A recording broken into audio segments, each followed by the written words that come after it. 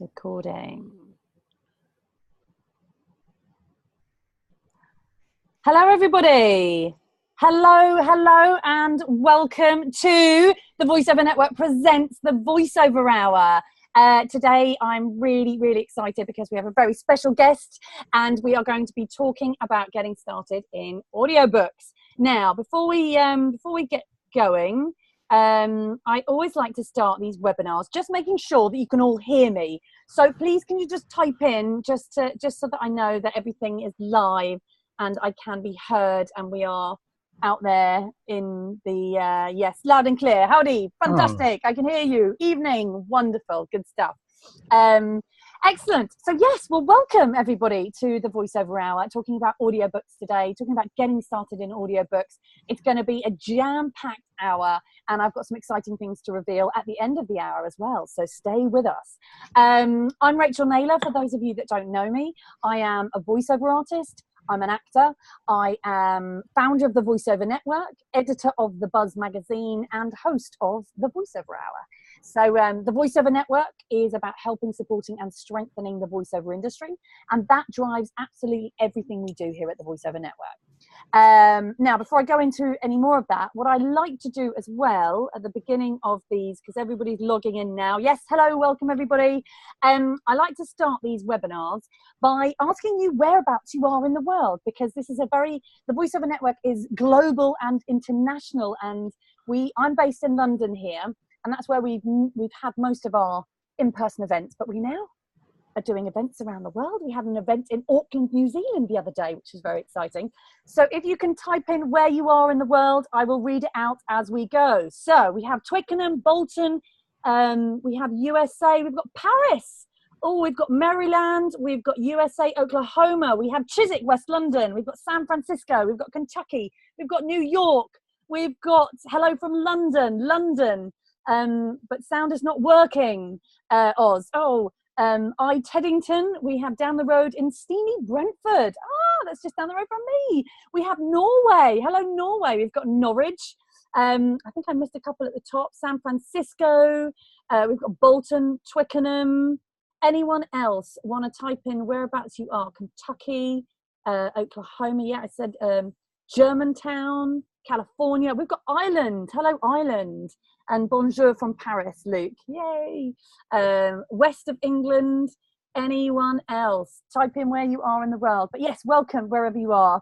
It's wonderful to have you here, whether it is the morning, evening, or afternoon. We have Colorado as well. So yeah, welcome. Very exciting hour for you, all about getting started in audiobooks. And we also have Emily in Hastings. Hello, Hastings. Beautiful part of the world. So yes, and just going back to what the Voiceover Network is all about before I introduce our fabulous guest and everybody else who's on the webinar today. The Voiceover Network, I know that there are lots of members watching, but there are also people who aren't members. So the Voiceover Network is a membership organisation for voiceover professionals worldwide. It's about bringing the industry together. It's about coming together to help and support each other. We have an amazing community. We provide events, both in person and online. We have the Buzz magazine, which is the only magazine in the world dedicated to the voiceover industry. It's a printed magazine, and when you become a member, you get a subscription to that. We have training, both in person and online. We have an online resources area of our website for members, where there's tons of resources. You get access to all the past webinars, the recordings of the webinars. You get a profile page in the members area of the website. You get discounts on all our partners' products and services, a one-to-one with our resident sound engineer. There is just loads going on. So lots of help and support. So yes, that's what's going on with the Voiceover Network. Please do ask questions today as we go along. You can use the hashtag as well. Please tweet and Instagram. Get on Insta. That's where it's all happening apparently. So it's Von Webinar, VON Webinar. Please do tweet videos, pictures, anything like, and I will always retweet. And so it's a good way to kind of, yes, get your name out there. So yes, all good, wonderful. Yes, there we go. Twitter and Instagram, Von Webinar. Brilliant. And Roger is helping with the sound. So we have joining us today, we've got Lisa Fisicharo. Lisa, do you want to say hi? Hi, hello everyone. Hi, Johnny. Lisa in beautiful Croydon. So Lisa is the events and production coordinator here at the Voiceover Network. We also have Roger Woods joining us from Norfolk. You had to think about it then, didn't you? You had to think about it. I nearly said Norwich, but you're not Norwich. Well, I'm kind of near I'm Norwich. a few miles west of Norwich, but it's close enough. Yes. So in Norfolk. So Roger and Lisa will be taking your questions and helping with any technical support as well as we go along. And we have our fantastic guests. So wait a minute, let me just exit full screen so I can do my proper introduction to the fabulous Johnny Heller. Let me introduce you, Johnny. Johnny Heller is one of the most experienced audiobook narrators in the world. He's also a teacher and a coach. He specializes in fiction audiobooks. He has narrated over 700 titles for adults, young adults, and children. His Publishers Weekly named him a Listen Up Award winner 2008 to 2014. Audiophile magazine named him a best voice of 2008, 2009, 2011, and 2014, and one of the top voices of the 20th century. And he's also a multiple earphone award winner. Plus, he is an awesome teacher and part of the Voiceover Network and one of our teachers. So welcome, Johnny Heller. Thank you. It's great to be here. Welcome, everybody. How are you all? I was going to say to the people who can't hear us, I was going to say something that makes no sense at all. So I'll tell Roger, if there's anybody who can't hear this at the end, you can share my email. If they want to ask me a question or so via email, I'll be happy to answer it later on in the day, I suppose, because I don't know how to tell the people who can't hear me what to do because they can't hear me. Well, this is being recorded, so those that are having technical problems, we can send you the recording. Just watch it back. Yes, so wonderful, and wonderful to have you. You're joining us from New York, Manhattan. Yeah, yes. New York. Yeah, beautiful New York. Excellent. So, Johnny, just for those that are joining us who don't know you, do you want to just give us a quick kind of roundup of how you got started in audiobooks? Because it's always nice to kind of get a bit of context as to kind of how you came to have narrated 700 audiobooks. Well, it all starts, obviously with the first one, and the way I got into the business when I started in audiobooks, it was a multi-million-dollar industry. Yeah. Now it's a multi-billion-dollar industry. Yes. Not that those billions have channeled down to me, but it's a bigger thing now. When I got in, I don't think you could get in the same way. Yep.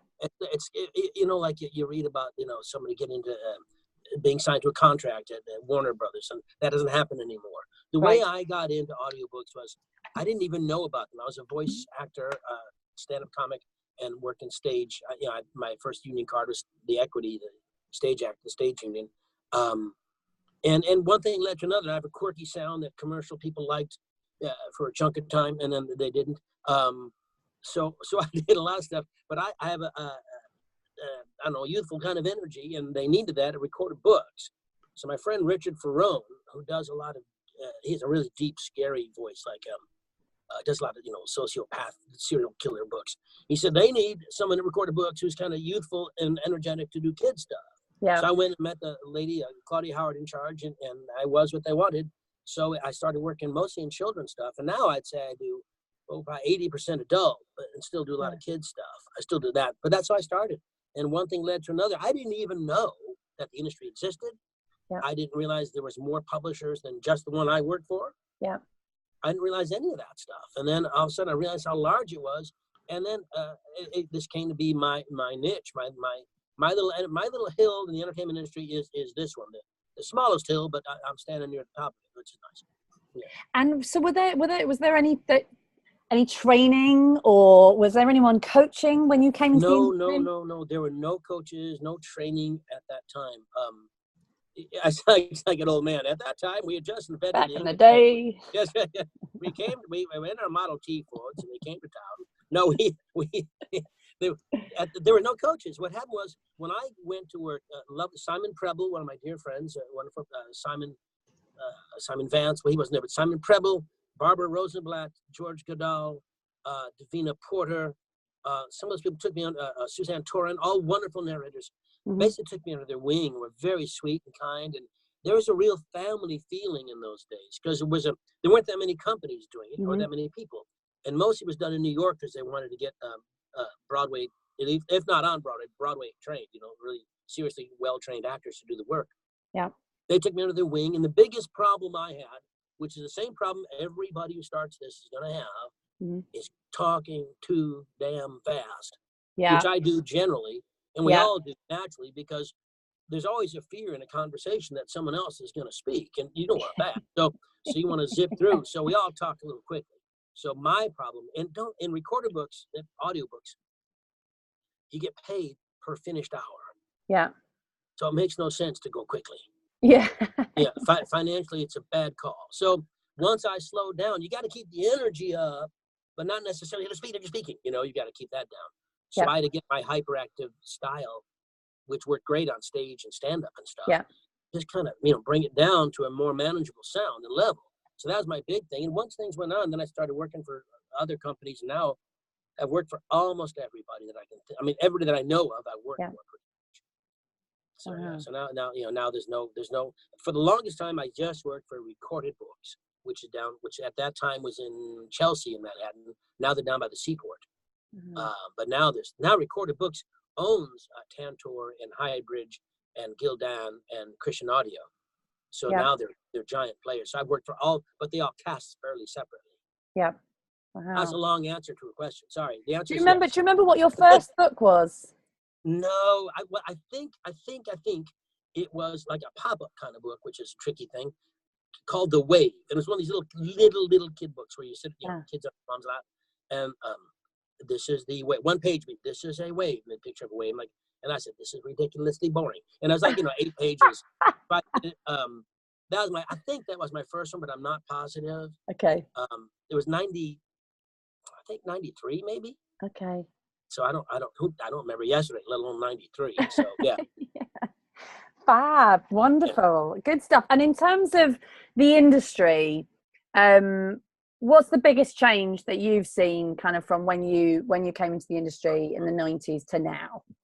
I would say the largest change clearly is the advent of home studios. Yeah. The reason the business has boomed and so many other companies have sprung up. First off, audiobooks are immensely popular. Yeah.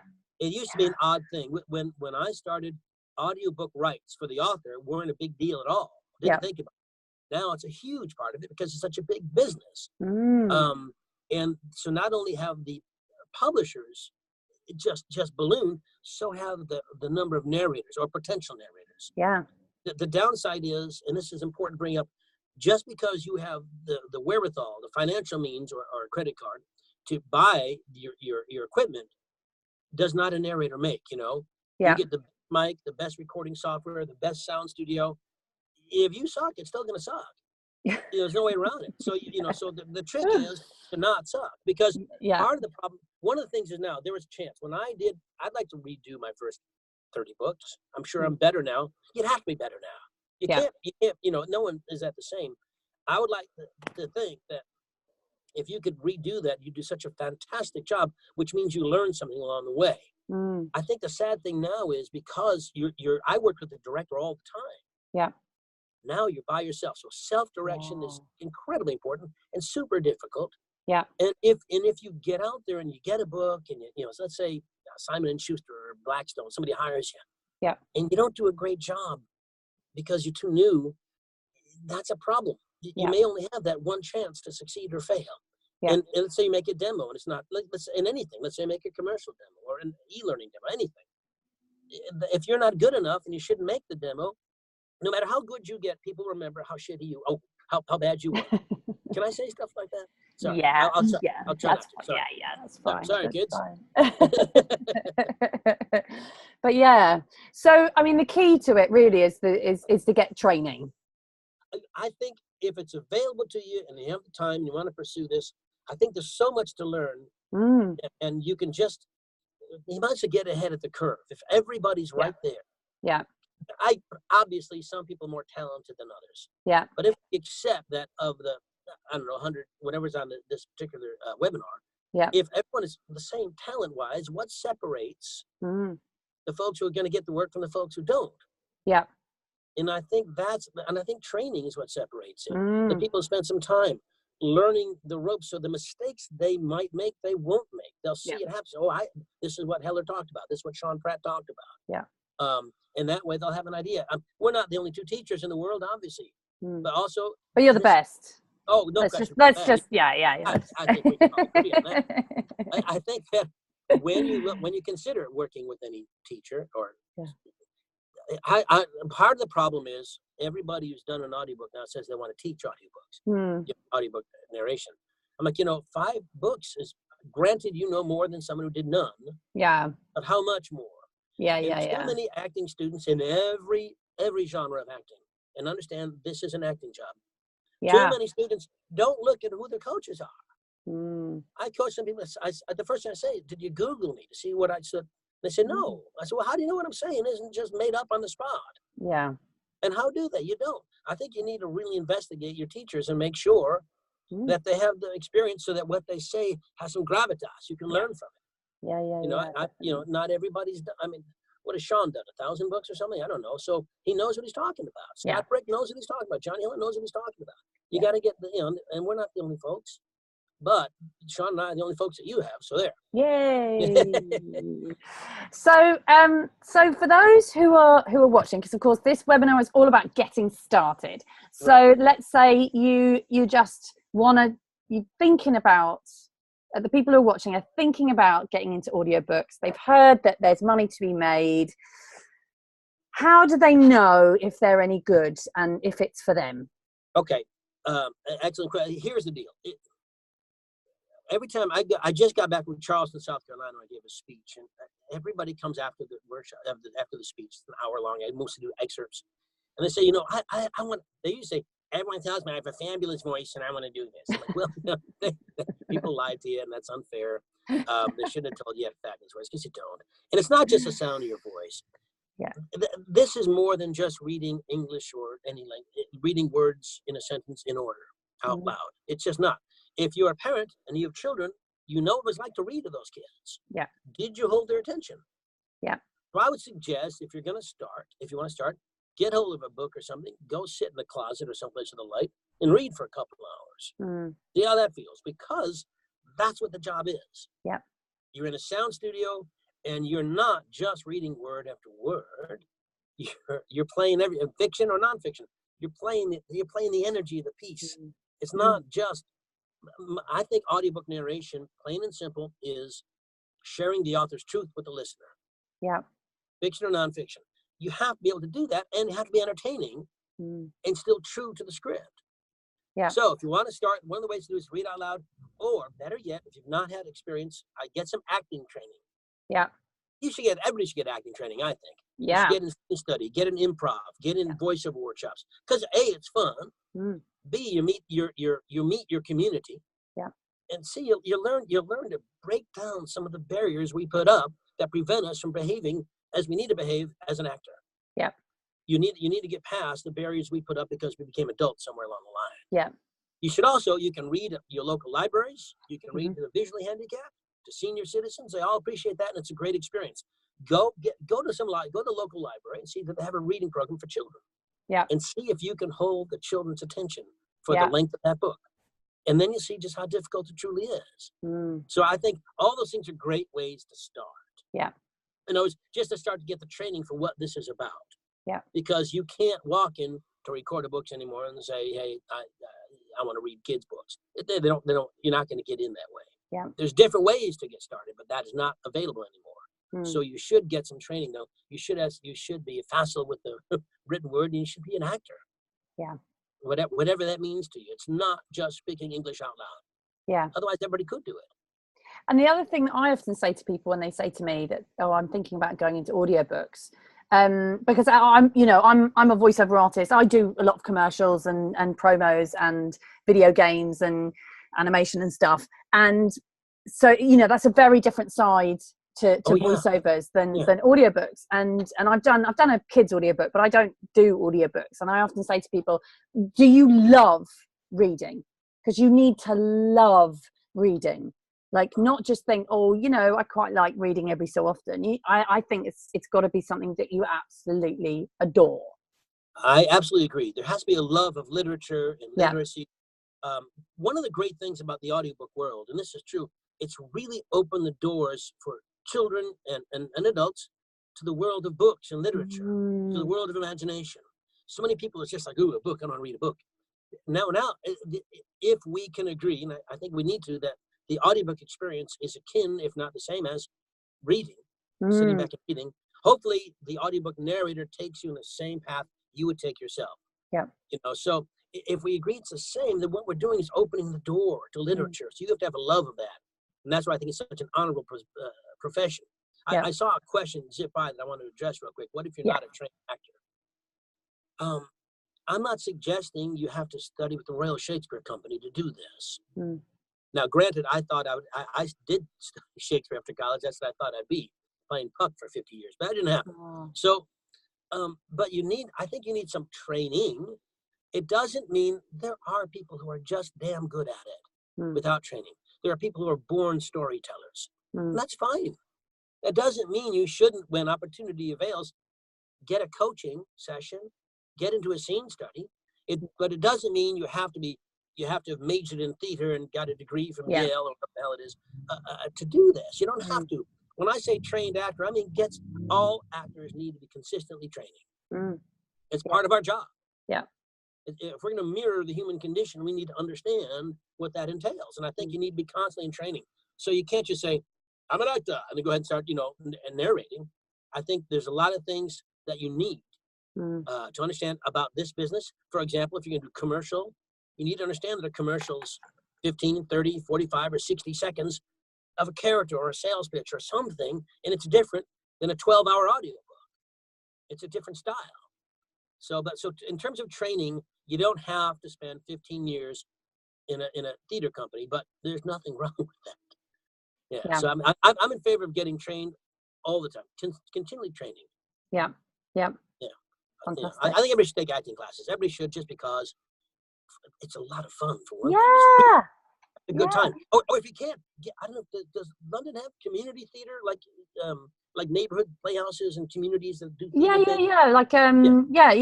Like amateur dramatics. Yes, here in the state we call it community theater. So amateur dramatics. Wrong. You get together and do arsenic and old lace for 3 weeks, and it's a wild fun time, especially the cast party. So there's no reason not to be involved in that, especially the cast party. Really, you should actors pretty much got into the business for cast parties. Yeah.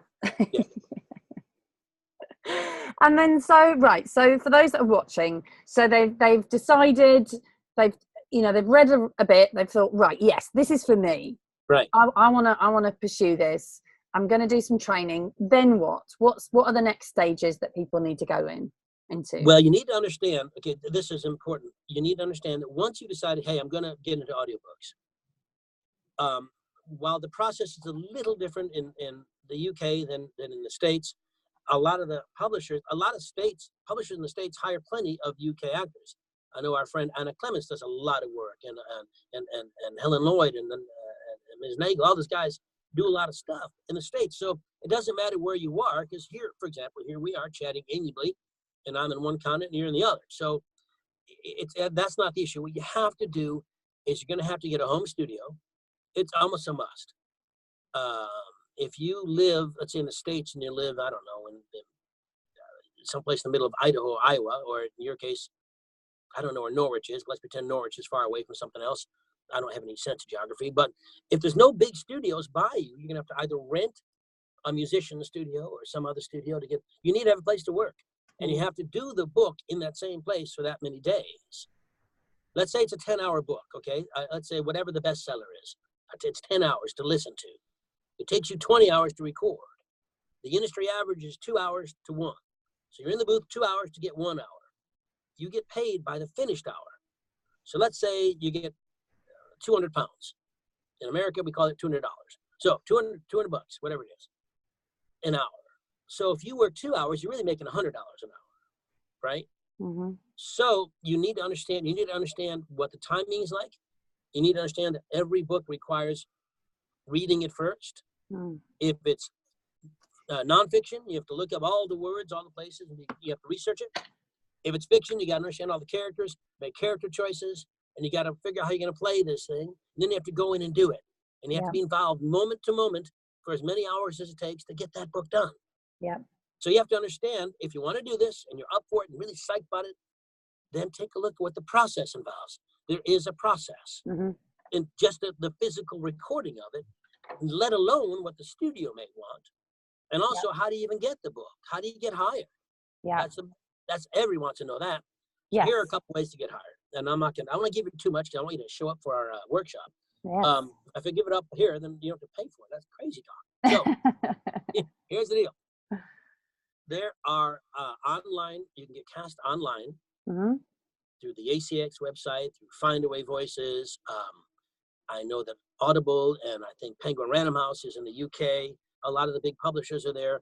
Yeah. You need, first off, if it's, I can discuss as much as you want ACX or the other things, but if you want to go to the big publishers, you need to go to their websites and they'll tell you what they want. Yep. If you go to Penguin Random House, or the Penguin Random House has a thing called Ahab, like Ahab. It's and that's where they find their newer actors.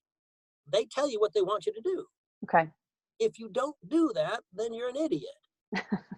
if a producer puts up, here's the steps I want you to take to get in to work with me. Take those steps. Yeah. If they didn't say anything, then go ahead and email, how would you like me to do this? And I'll tell you one thing, once you have it, and then we go into the demo, because eventually you're going to have a demo. Yeah. Yeah, because they need to hear you. They need to, because, and what happens is, let's say Rachel Naylor Productions wants to, they're looking for somebody to do a lot of mystery noir stuff. That's what I do. Just say, geez, I want that. So they don't go to Johnny Heller and they say, and I've got a title of a book. Now I have the biggest book I just did is called Noir. So it's easy to know that it's a noir book because it's called Noir by Christopher Moore. But if it doesn't call it, what if it's called The Man with One Left Foot, whatever? You don't know what that is. So on the demo, you've got to understand how that's even done. What they don't care about the name of the book or the author, they care about the genre.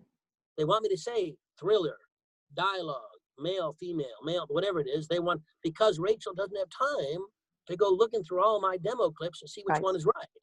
You want to go, I'm looking for somebody who can do detective noir stuff. And so it says that it'll say detective noir. You take a look, Heller can do that.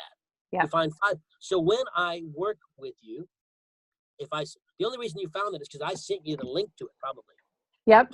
Don't send the physical demo to you.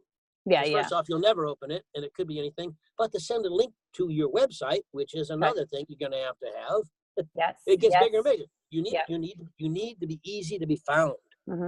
If you want to get found, don't make it hard. Yep. Nobody. If Rachel Naylor is going to publish a book that she just bought the rights to, she doesn't have time to go all over the place and look at people's stuff. She wants a link to where the demo is, and not whether or not I had a great time Friday night drinking beers with my friends. Those pictures should be somewhere else. Yeah. Go right to the professional site where the links to the demos are, right there.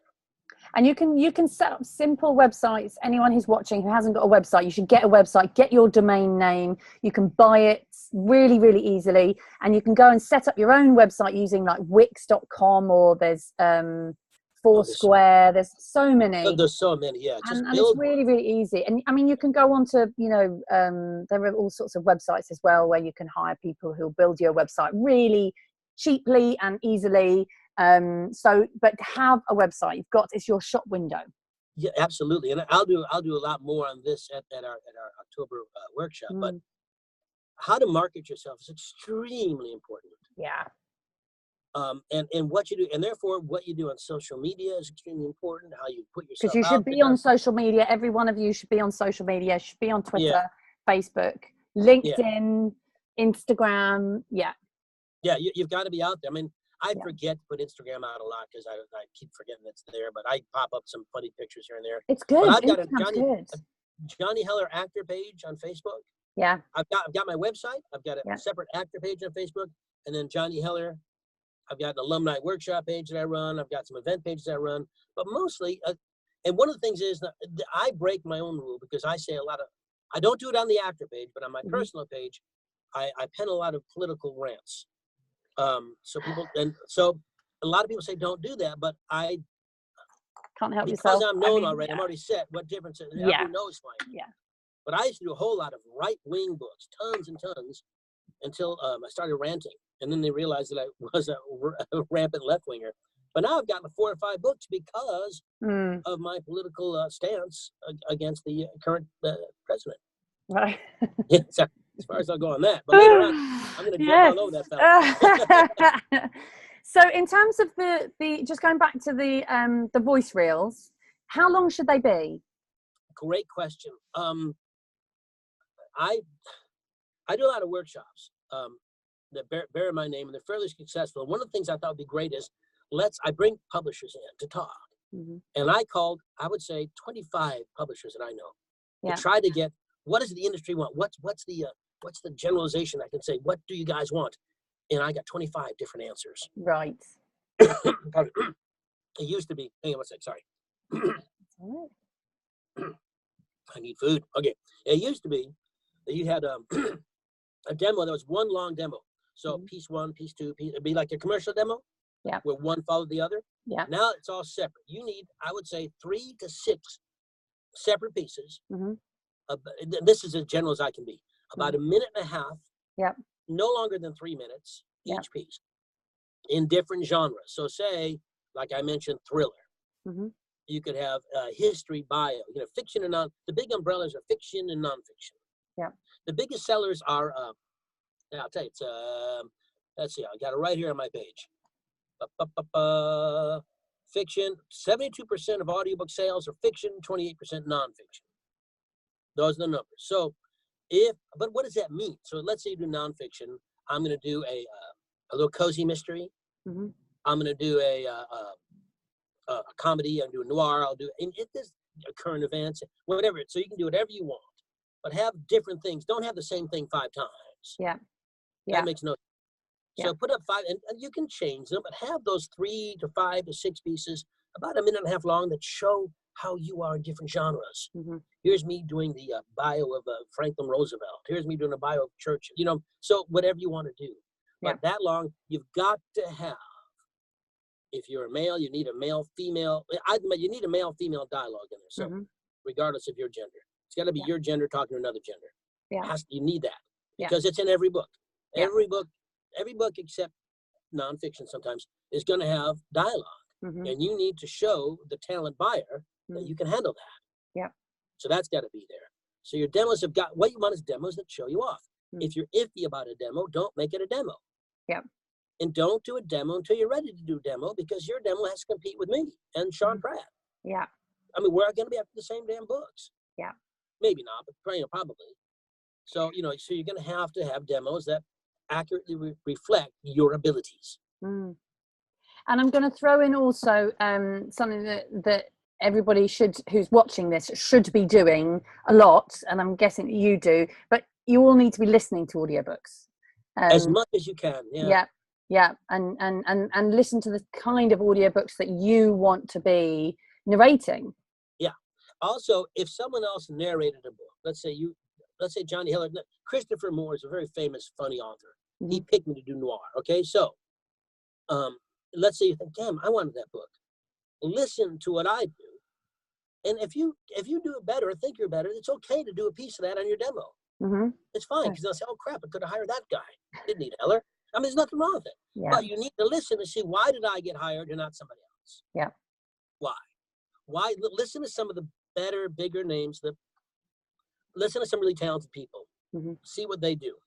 Yeah. If there's a book you want, you should listen. Even if you don't have time to listen to the whole book, every website that features audiobooks have samples. Certainly have time to listen to samples, but you should listen as much as you can. And if you find, oh my God, this is awful, I hate this narrator sucks, well, stop listening. Yeah. Don't decide, as what happened earlier in the audiobook game. Some narrators got work and they were awful, and some people said, I'm never going to listen to an audiobook. You don't stop going to the movies because you happen to go see, Shia LaBeouf in a film. Just because he's awful doesn't mean everybody's awful. There's still better movies. I mean, I'm just, there's things you can do. So you don't turn off, you don't stop watching television because you don't like some program. Yeah. You switch the channel. Yeah. So if you don't like the audiobook you've got, decide why you don't like it though. Yeah. What is it? What's happening?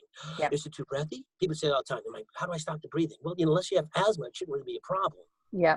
Unless you that's going to be a problem. People hear that. Yeah. And remember, every noise you make when you're in your booth, that's something else you got to get used to. All those noises that you're not aware of, that's your body. Yeah. Yeah. making really hideous noises. So you better be sure you have to eat, you have to hydrate. There's so many things that you don't think about that will come up. Yeah. Particularly gas. Yes. Especially if you're in your own small studio and you've shut the door. So yeah, you have to take a break, for God's sakes. Get out of there. Oh, how important are breaks? Extremely important. Yeah. Here's the deal. If you're working in your home studio, you need to handle it like work. I'm working, the 10 till 4 in my studio. Mm-hmm. Does that mean you're locked in? No. You need breaks. Mm-hmm. If you're doing some book that is marginally interesting or not, but you start realizing as you're doing it, oh, for God's sakes, this is awful. If it's awful and tedious, you know why? You're awful and tedious. Yeah. If you start thinking, oh man, I wonder if we're going to have roast chicken for dinner tonight, then you're not, I would argue you're not in the moment. Right. Yes. And it's going to happen. Don't worry about what your mind does. But if it happens, stop.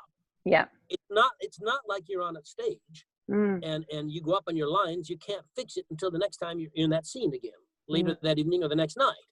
Yeah. It's all digital. You can fix it. So when you find yourself, when you find, and usually you realize about 2 lines in, your mind's gone somewhere else. So, oh my gosh, I wasn't even, and you listen back and you can tell you're disconnected from everything. Yeah. Get out. I get out a lot. I walk around the house, and I get out, walk the dogs if I'm home. If you're at a studio, let's say you're at Penguin Random House or John Marshall Media here in Manhattan, and you need a break, so I need a few minutes. Okay. Yeah. You're not locked in. You are, if you're on set, you're the talent. Yeah. If you need a minute to get yourself in place, go ahead. If you find yourself losing it, say, I'm not in the moment here. Mm-hmm. Actor term. I'm not in the moment. Yeah. I need to get in. Give me a second, and then go wander out. If you feel at all disconnected, the listener's long ago been disconnected. Yeah. It's like that horrible part in some movie where you decide this would be a great time to go make a sandwich. Yeah. You don't want to have that time happen while you're doing an audiobook. No. There's no time to make a sandwich. You want people to stay in their car after they've got home to finish the chapter they're in. They're so excited. They don't want to leave they want to leave the automobile. So you also want to make sure they leave the garage door open though. Yes, they don't gas themselves. Yeah, you know.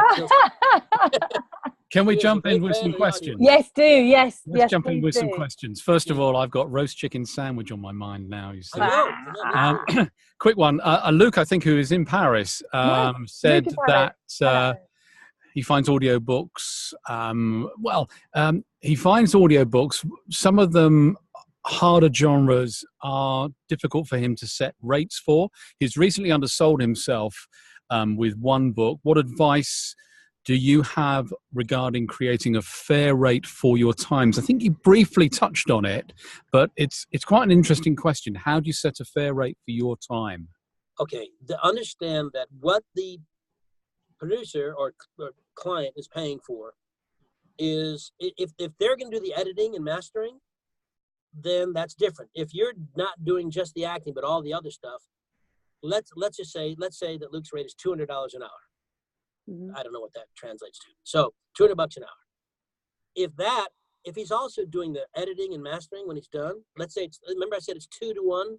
So it's a 10-hour book. He's going to spend 20 hours. He's going to make $2,000, right? Yeah. If he's doing the mastering, it's not 2 to 1 anymore. It's 5 to 1 or 6 to 1. So he clearly either has to hire someone to do that and then get that money from the client. Mm-hmm. So he doesn't come out of his chunk. So he has to say, look, I want $200 an hour. That's what I'm worth. My editor needs $50 an hour. So he's got to ask for that. Yeah. So how much is Luke worth? I'm not sure. I don't think, though, that any actors I know, now I do get different rates in different publishers, but it's not based on the kind of book I do.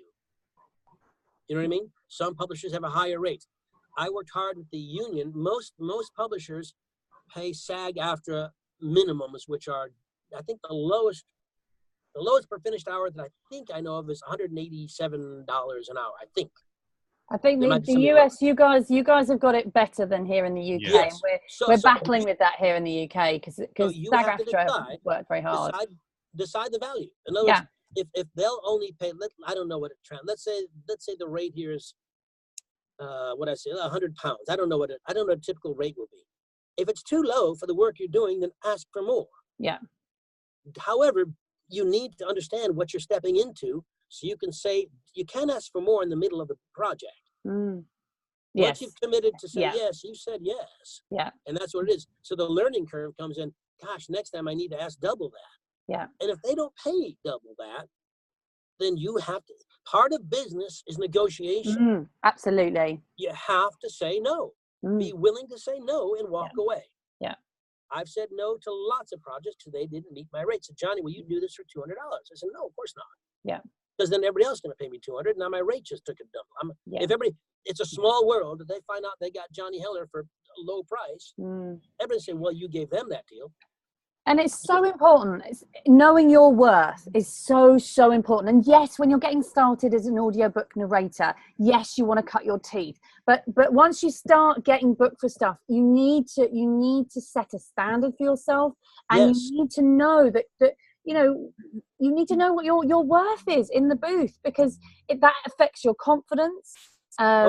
And that affects the way that the clients treat you. And we all know that the cheap clients are always the worst.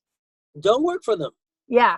Let someone else do the shitty books. Yeah. Here's the deal. If you're just starting out and you say, and this is an awful book, it's a book about, I don't know, who cares? It's an awful book. It's a history of eyeglass screws. It's an exciting book. So if that's a crappy book you don't want to do, don't do a crappy book for the experience of doing a book.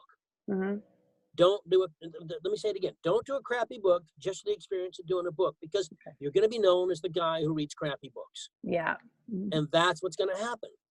Don't do something just, I'm going to learn how to do it, so I'll read this book about, toenail fungus. Exciting stuff. Don't do that book unless you actually enjoy toenail fungus.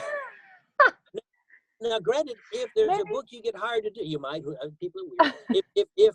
If there's a book that you like and no one else does, Sean Pratt will talk about this more, but in the nonfiction world, there's a lot of things you can't play as an actor. You can only play the author's excitement for the material.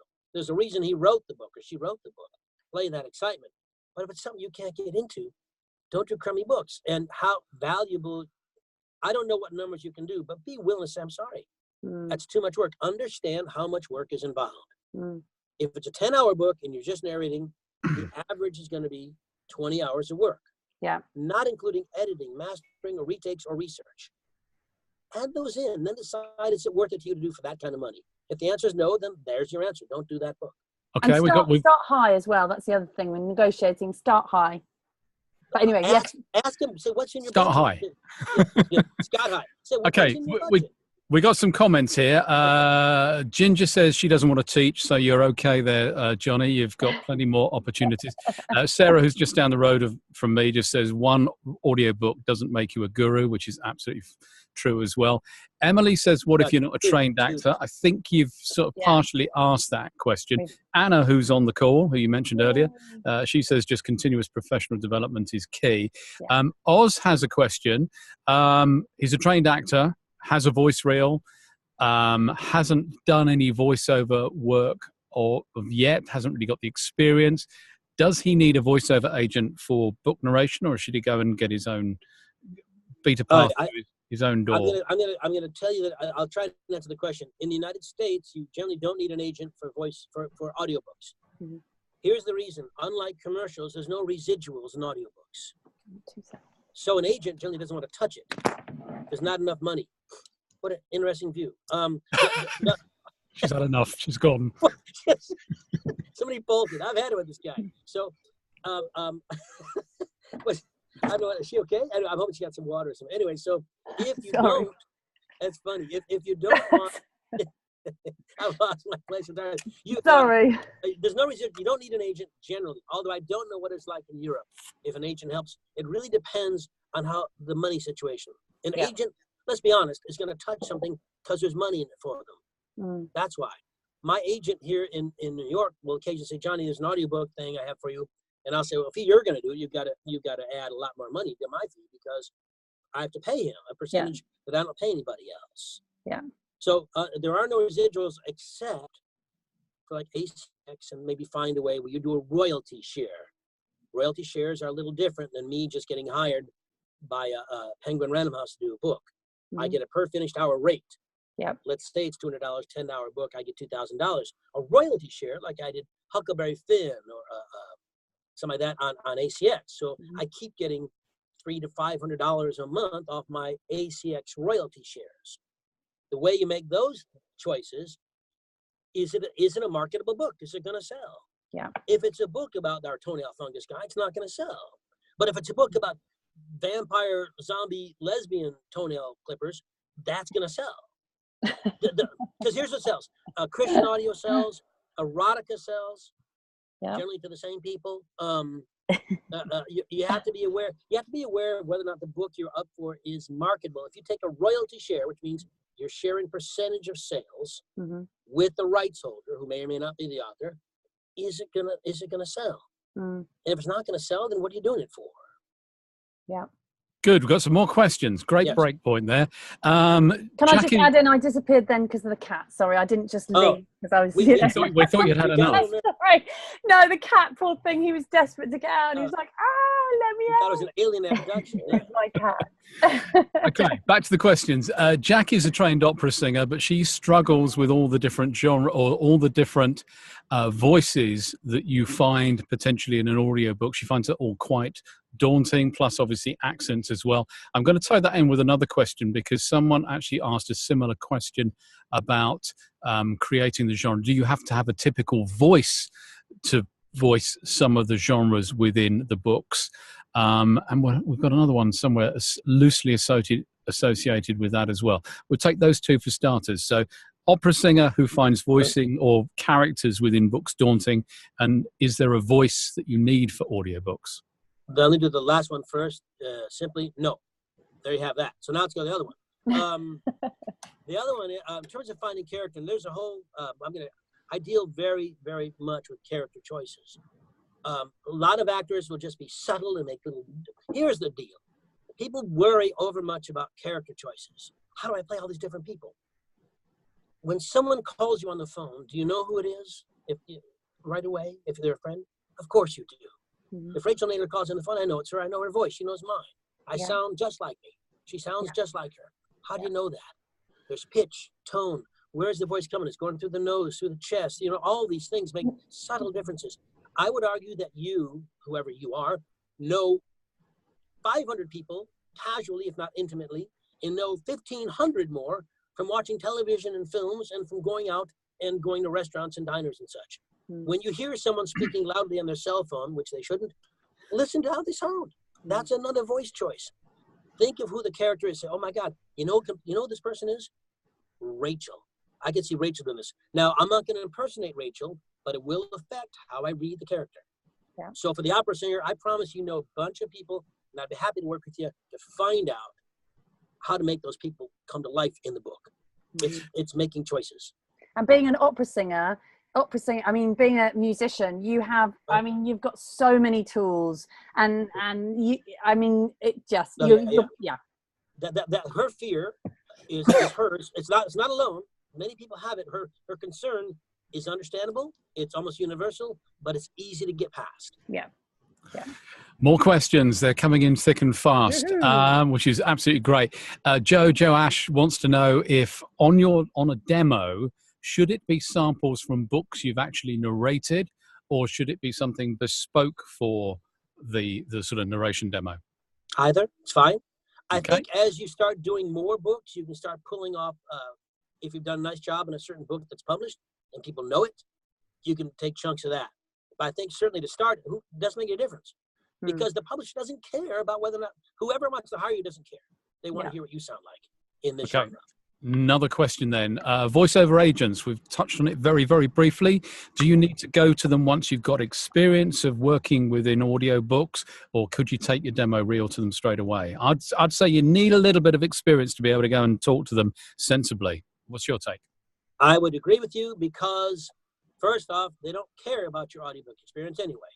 They don't make money in audiobooks. Agents don't. You do. So in terms of the audiobook and the agent, if you want to be a commercial person, you have to start somewhere. So regardless of your experience, part of an agent's job is to meet new people, new talent. So don't ever think that you're less than an agent. Yeah. Ever. You're what the agent needs to stay in business. Interesting question from Jenny Erickson. She wants to put audiobook demos on her website. Presumably this is stuff that she's recorded in different genres that she's recorded. She wants to know if there's any legal ramifications for doing so. Here's the deal. Yeah. I'm not sure officially because I'm not an attorney, although I've seen one on TV. Ironside. If someone, you're talking about 1.5 minutes of somebody's book, which I think they should be honored that you select to be part of your demo. If they're going to find out about it and be douchey enough to say, take it off, then you shouldn't be doing that person's books anyway. You know what I mean? You're not going to go to jail. The worst case is to say, please remove that. And then say, okay, fine, I'll remove it and put something else on. That's such a dick move, though. No one's going to do that. Okay. We nailed Luke's question from all accounts. His big thumbs up from him. Thank you. There was a question about how to master the technical side of recording and editing and uploading audio. I know it can be very daunting for people, but I meant to ask you that, Johnny, as well. Just kind of what is mastering for those, Okay, I am the world's least competent or knowledgeable tech guy, and I've been doing this for a long time. What happens is once you've done, every software is similar. I use Pro Tools, but there's all kinds of different software. Pro Tools is expensive. There's OCEM, there's Reaper, Twisted Wave. All you need is a software that allows you to punch record. I'll tell you what that is. That's when you're reading a line and you screw up in the middle of it. You'll hear, so you stop your recording. You'll hear in your phones the last couple words you said right, the last second or so, and then you just carry on. If you know you made a mistake, you fix it. Once you're done, you have this WAV file, these squiggly lines. You highlight them, you condense that, and you have this wave for each chapter. Chapter 1 of Noir. Here's my wave, chapter 1. What happens to that is they put it through a process, this mastering process. They listen to it, they proof it, then they master it, so it's all the right sound levels and things. It involves more stuff than I understand. Can you do it yourself? Absolutely. Are there plenty of online tutorials? Sure there are. Cool. Should you do it? No. You're an actor. Be an actor first. This skill, it's another art. It's like someone working the boards. I mean, that's special. Yeah. And they should get paid, and it shouldn't be you. And if someone wants you to do both things for the same price that just an actor gets, that's wrong. So what I know about tech is let tech people do it. Yeah. You need to know enough to fix what's wrong. So study stuff, but there's tons of tutorials. If you guys have Amazon in England? No, yeah. If you have a password for Amazon, go to acx.com. Use that password. There's all these primers, these videos about how to do stuff. A lot of these simpler questions are right there. They tell you what to do. They tell you how to master your stuff. I'm not sure what the hell it means because I don't do it. Yeah. I have a voice processor outside this booth that I think sort of does it, but I don't even know what it is. I had some producers get me all this equipment and set it up. I don't know what anything is, which shows you that you don't have to know. Yeah. And just following on from that is a question about where is a good source for technical advice. Voiceover Network, for starters, you can talk to me as well. But also, because we've got a great tech guy as a part of the Voiceover Network, as I say, you can talk to me as well. I started recording stuff on 1/4-inch tape with, clay pencils and razor blades. So that's how I started in audiobooks. Absolutely. I've been around. I know the gear. So you can talk to me. You can talk to the thing. Talk to Richard, who's our tech guy. Richard Donahue. Dave. You should join VON because there's so many resources for you. Absolutely. Yes, and you're right. If you with the Voiceover Network. Yeah, and you're right, actually, Johnny. If you go on to YouTube, there's loads and loads of videos. And if anyone wanted to know what a primer is, it's a primer in the UK. Dave Jones is planning on recording the Vampire Lesbian Toenail Clipper Diary. He quite likes the sound of that one. That's brilliant. Right. Ryan, I've got a question. I was going to say, right, can we just do Ryan's? Because Ryan Randall has popped into the thing. Yay. He says, hello, Ryan. anyone got scripts to share for that lesbian pedicure character? I'll write some when I'm done here, and I'll send them off. Sorry, Lisa. No, that's okay. Good. No, it's a question that came in through the Q&A box. So Sarah Mendez da Costa asks regarding editing. Yeah. How many publishers require editing and to what level? Even if full editing is not required, do you take out mistakes as a rule of thumb? Okay, the last part, yes. If you make a mistake and you know it, you have to be kind of moron to leave it in.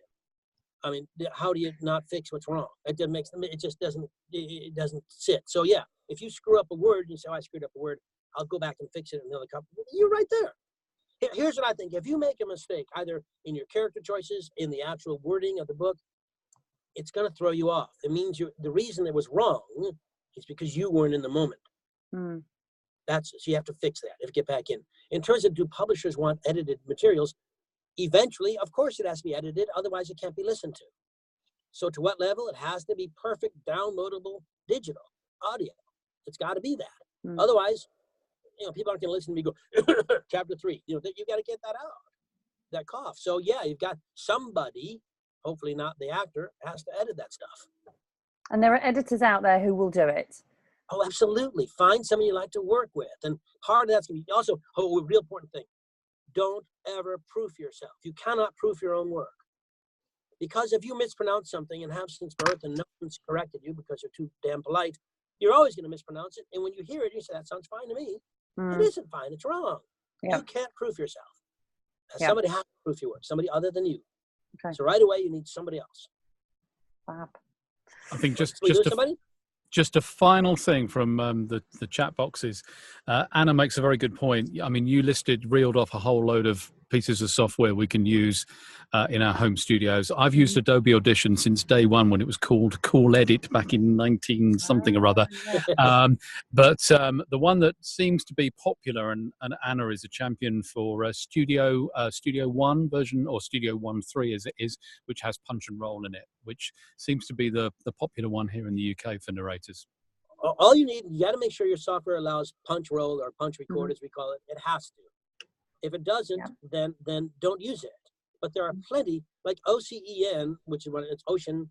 I think you can download and mess with it for free for a long time. But there's plenty of them, like Anna said. And, talk to the people at VON who are tech people, and they'll tell you what to do. And you need to there's always going to be a learning curve. Mm-hmm. Pro Tools I've used forever, and I still don't get it. Mm. But all I'm doing is pressing record and fixing what I screw up, and that's that. That's all I do. I don't want to be. Could I learn more about editing? Sure. Do I want to? No. Because if I have to edit all my own books, that's about 5 fewer books I can do in any given month. Definitely. So fantastic. Wow, wonderful. Right, we are we're running over, people. But thank you for sticking with us, everyone. We're over time, but we've got something exciting. We've got something exciting to talk about. And Robert, I just saw Robert said thank you for the great experience. So yay, thumbs up, Robert. There's a question there. Sorry, Rachel, quick from Oz, just asking about the webinar. Is it recorded, and can they listen to it again? So all the webinars are recorded, and they are available to members of the Voiceover Network. So they are open to anybody to watch live, but all the recordings of the webinars go into the members area of the website, and they're available to watch back as members. You can apply to join the Voiceover Network, so ping us an email and we'll send you the details of how to join. You can only join at certain times of the year, and the application to join is open at the moment. So send Lisa or me an email, so lisa@thevoiceovernetwork.co.uk or rachel@thevoiceovernetwork.co.uk, and we'll send you details of how you can join, and we'll do you a deal, as I normally say. So yes, we would love you to come and join the Voiceover Network and get access to all these amazing resources, because we've got a lot of resources in the members area of the website, not just all these webinars. So we last year we had an amazing audiobook masterclass weekend here in London, and it blew the socks off everybody who attended. It was fantastic. It was amazing. We had these two guys coming over from the States. They were brilliant. It was Johnny Heller and Sean Pratt, and we decided that we'd do it again. Johnny, you're going to come back to the UK? Come back to London? Yes, please. Yes, I'm there. Yay. I can't wait. It's a wonderful, wonderful experience. I swear to God, you guys will like it. Oh, so what we've done for this year's audiobook masterclass weekend, so we're changing it up and we're making it even more fabulous than last year. So the way that we're doing it this year is that there's going to be a class that's going to be dedicated to people who are starting out in audiobooks. So a beginner class. And then there's going to be an experienced audiobook narrator class. So people will be split up. Don't worry how we're going to do that. We will do that. We will split you guys up, and there'll be a form to fill in. But there'll be a class for experienced audiobook narrators and a class for those who are starting out. Now, everybody who took part in the audiobook masterclass weekend last year, they can take the experienced class, because all the stuff, it's going to be different to last year. It's taking it all to the next level.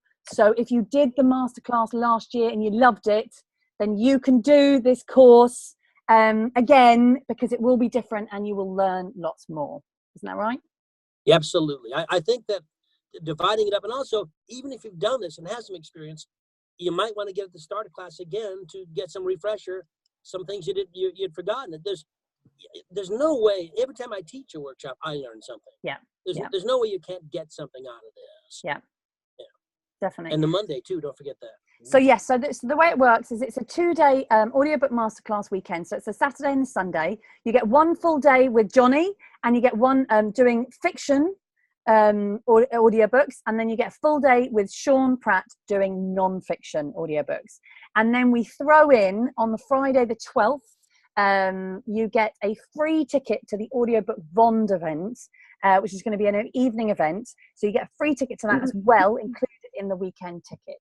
And that we'll have a panel. There'll be networking drinks. You'll be able to ask lots of questions, and we'll all be kind of chatting, and there'll be producers and agents and publishers and writers and things. We're going to get them all in the room. So that's really, really exciting. And then on the Monday, so that's the 12th, 13th, 15th, there is going to be the option to do one-to-ones, but we're not releasing those yet. So what we're going to do tonight, tickets actually are going to be released tomorrow morning at 9 a.m. for this audiobook masterclass weekend. But as you guys have sat through this amazing webinar, and you're all fired up and ready to go, we're going to open it up now. So for the next hour, you can have a pre-booked early bird ticket for our audiobook masterclass, which is the 12th, 13th and 14th of October in London at Spotlight. So Lisa's going to share the link to the webpage. The early bird ticket, it's open at the moment to members and non-members. The normal price for the general tickets is $395. It is being reduced down to $369 as the early bird if you're not a member of the Voiceover Network. If you are a member of the Voiceover Network, the weekend normally costs $349, but the early bird ticket is going to be $319. So you've got an hour. You can get yourself booked for the next hour on that course. As I said, there's the beginner course, and then there's the advanced course, and you are going to learn a huge amount. Rachel, someone just said, can someone book just one day? Yes, they can. Email Lisa and tell her which one you would like to do, and we can get you booked in on a one day. And you can also do a split payment, so you can do a payment plan. All you need to do is email Lisa, and we can split the cost. We don't want anybody not to do this due to finances. You've got to invest in yourself. You've got to invest in your career, and it's tax deductible. So it goes against tax. You're going to get the best weekend. You are going to be able to take your career above and beyond, and it's going to be amazing. So everybody who took part last year was just completely buzzing by the end of it. And I'm sure lots of people are going to come back and redo it, which is very, very exciting. So yes, what would you like to say about the course, Johnny? Anything you want to kind of add in? Only that I had such a fantastic time, met so many wonderful people, I still have a Facebook and tweet relationships with many of them. They're still I consider them my friends. It was I just thought it was wonderful. I can't imagine you doing anything more important that weekend than this. How's that? There we go. Fantastic. And what you guys are going to get from the weekend is you're going to get a full weekend spent with some of the top, the top people in the industry. And you're going to come away with inspiration, with practical information. You're going to come away with information on where to get work, how to get more work. You're going to be inspired. There's going to be practical readings as well. So you get redirected on fiction reads and non-fiction reads.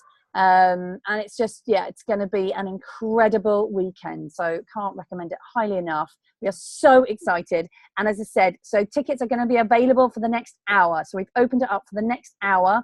You can book. Then we're going to close the page down and it will open up tomorrow morning to members of the Voiceover Network at 9 a.m. and then to the general public at 12 o'clock tomorrow. But yes, if you are thinking about getting into audiobooks, you want to find out if it's for you, get yourself booked. If you're already doing audiobooks and you want to become better, get yourself booked. There we go. As long as you can get to London 12th, 13th, 14th of October, come and join us. It's going to be awesome.